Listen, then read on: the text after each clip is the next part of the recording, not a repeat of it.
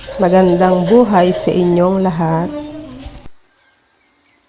Hello mga padaba. For today's video, ako po ay magluluto ng sinigang na buto-buto. Ayan, ilalaga na po natin ang buto-buto, sili, na nilagyan ko na rin po ng asin. Kapag malambot na po ang ating buto-buto, pwede na pong ilagay ang ating gulay. Talong at kangkong ang ating gulay. Yan, halu-haluin na po. Ilubog natin sa sabaw para pag kumulo lumambot na siya kaagad.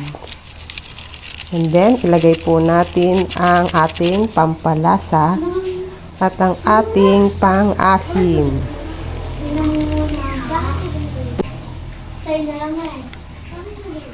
Wala na.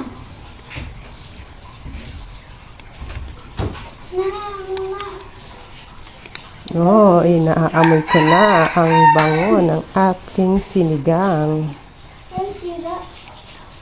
Sirain ko na ito lalo. So, iyan, luto na ang ating sinigang na buto-buto. Thank you for watching.